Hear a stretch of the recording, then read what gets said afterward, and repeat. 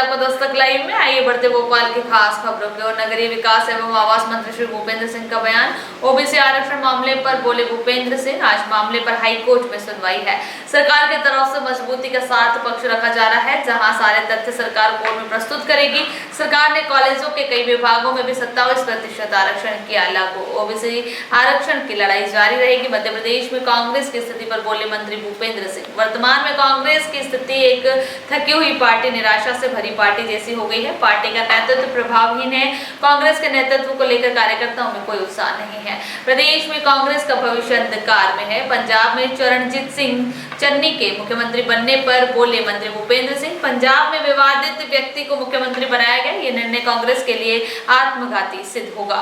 कांग्रेस के आदिवासी क्षेत्र में मेल मिलाप कार्यक्रम पर मंत्री भूपेंद्र सिंह का बयान। कांग्रेस में सिर्फ जाति धर्म के आधार पर राजनीति की जनता अब विकास की चाहती है। राजनीति केंद्र हो या प्रदेश, विकास के आधार पर बीजेपी कर रही है काम। कांग्रेस के पास विकास के नाम पर बोलने के लिए कुछ भी नहीं बचा। दिग्विजय सिंह मैनेजमेंट से चुनाव जीतने का दावा करते थे, यही कांग्रेस की सोच है। भोपाल से सलमान अली की रिपोर्ट। पिछले जो प्रतिवेदन थे उसके आधार की भी बात हो रही है, तो किस तरीके से और बहुत इस बार काफी बड़ी संख्या में जो है वो इश्यूज हैं। पिछले प्रतिवेदन के बाद एक लंबा गैप हो गया था और बाकी भी चीजें हैं, बारिश को लेके रिव्यूज हैं। नहीं, देखिए, ये सुशासन की दिशा में एक बहुत ही महत्वपूर्ण पहल माननीय मुख्यमंत्री जी की तरफ से हमेशा होती है और डायरेक्ट आईएएस आईपीएस से, कलेक्टर एसपी से लेकर बाकी सभी अधिकारियों से हर महीने लगभग वो योजनाओं का रिव्यू करते हैं।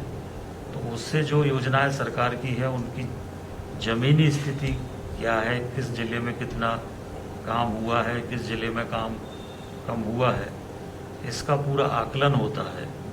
और आकलन के बाद कोई नई योजनाएं सरकार की है तो वो भी मुख्यमंत्री जी अनाउंस करते हैं, उनके लिए भी टाइम पीरियड फिक्स करते हैं और फिर अगले नेक्स्ट मंथ में उसकी समीक्षा करते हैं।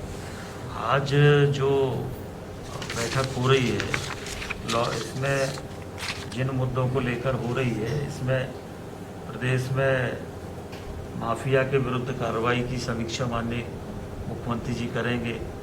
कोविड योजनाओं के बारे में मुख्यमंत्री जी समीक्षा करेंगे। वर्षा ऋतु के दौरान जो वृक्षारोपण कार्यक्रम सरकार ने तय किया था उसकी समीक्षा करेंगे। एक जिला एक पहचान या एक जिला एक उत्पाद, इसकी समीक्षा माननीय मुख्यमंत्री जी करेंगे। जिलों में जो ऑक्सीजन प्लांट लगना है सभी जगह प्रदेश में, उसकी समीक्षा करेंगे।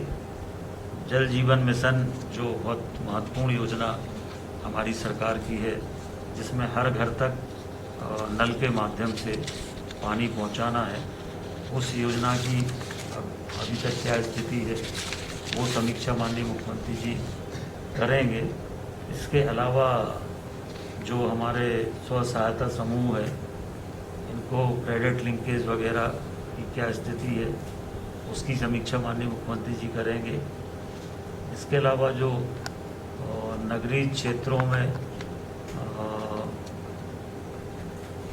राजस्व से संबंधित जो भी विषय है उसके निर्देशों की स्थिति, पालन की सब स्थिति और राइस मिलिंग और खाद्यान्न के उठाव की स्थिति, इस तरह से मुख्य रूप से इन योजनाओं के बारे में माननीय मुख्यमंत्री जी आज अधिकारियों से समीक्षा करेंगे।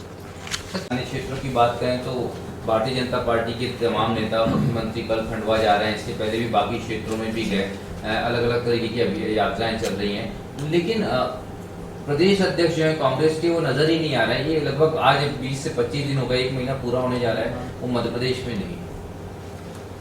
देखिए, मध्य प्रदेश में जो कांग्रेस की वर्तमान में स्थिति है वो एक थकी हुई पार्टी, निराशा से भरी हुई पार्टी, पार्टी का जो नेतृत्व है वो नेतृत्व प्रभावहीन है।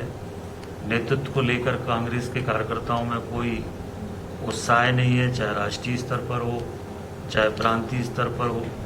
तो एक तरह से कांग्रेस के अंदर इस समय जो स्थितियां हैं, उस स्थितियों में कांग्रेस के लोगों को कोई भविष्य कांग्रेस का नहीं दिख रहा है।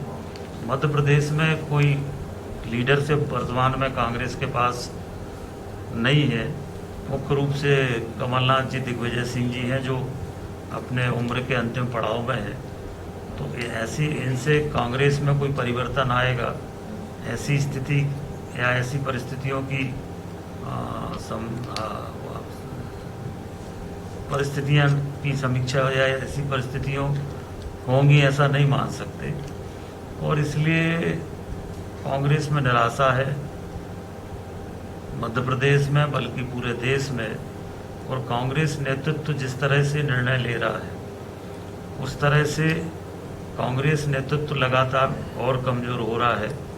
जैसे कल पंजाब का निर्णय आया है और पंजाब के निर्णय में जिस तरह का निर्णय हुआ है तो निश्चित रूप से ये कांग्रेस के लिए आत्मघाती कदम सिद्ध होगा, क्योंकि वहाँ पर जो स्थापित नेता कांग्रेस के हैं वो जो कैप्टन अमरिंदर सिंह है वो वहाँ के स्थापित नेता कांग्रेस के हैं और उनका ही वहाँ पर कांग्रेस में जो भी है उनका ही जनाधार और समर्थन है।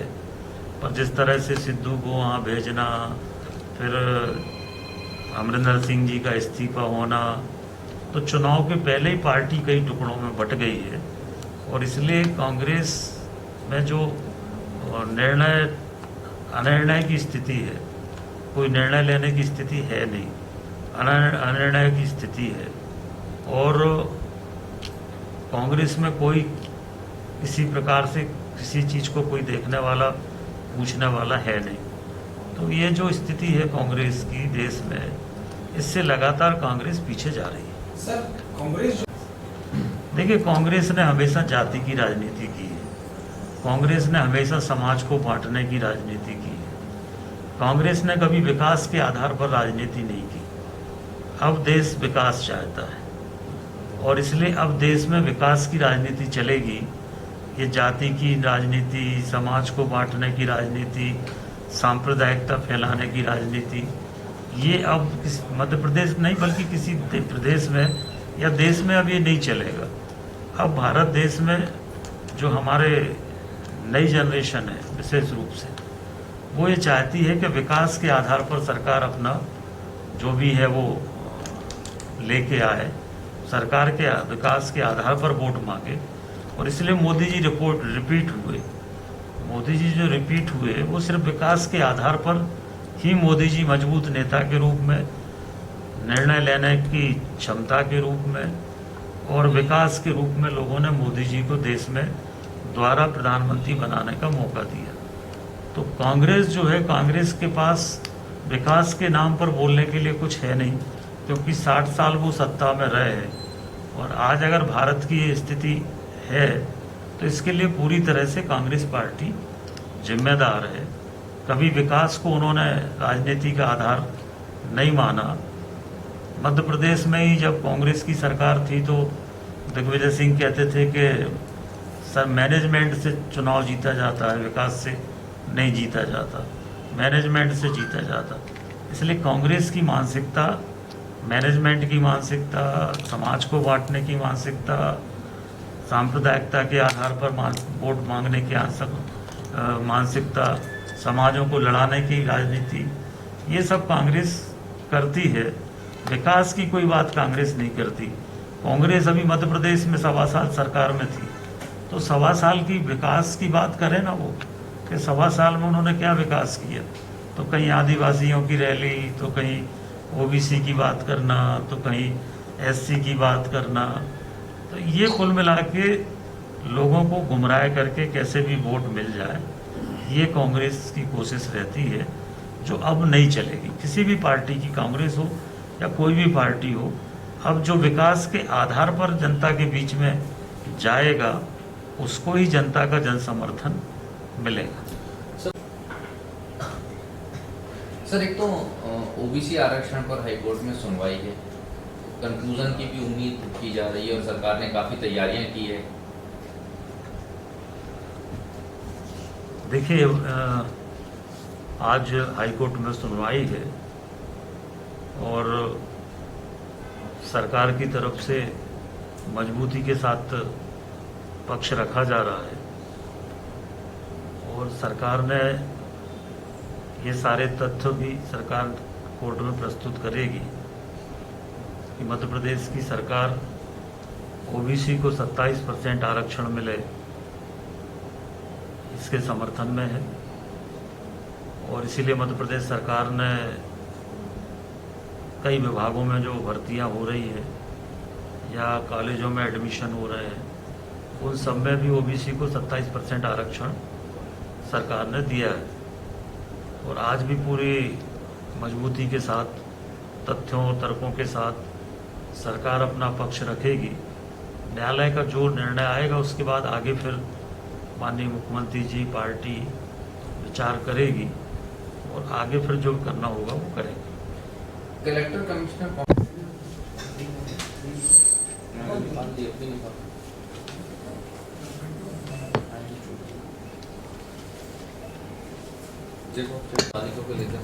नहीं, नगरीय निकाय चुनाव के लिए सरकार पूरी तरह से तैयार है। सरकार की तरफ से किसी प्रकार का विलंब नहीं है। ये तो चूंकि मामला हाई कोर्ट में है, सुप्रीम कोर्ट में है, तो जब तक सुप्रीम कोर्ट हाई कोर्ट का निर्णय नहीं आता है तब तक मैं समझता हूँ कि राज्य निर्वाचन आयोग चुनाव नहीं करा पाएगा और इसलिए हम लोग कोशिश कर रहे हैं कि जो भी हाई कोर्ट या सुप्रीम कोर्ट का निर्णय है वो जल्दी आए और हम लोग जल्दी चुनाव कराएं। सरकार ने तो 1 साल पहले आरक्षण करके सब कुछ करके और राज्य निर्वाचन आयोग को भेज दिया था, तो हमारी तरफ से कोई विलंब नहीं है। जो भी विलंब है वो अब वैधानिक रूप से जो कोर्ट की स्थिति है उसके कारण ये विलंब।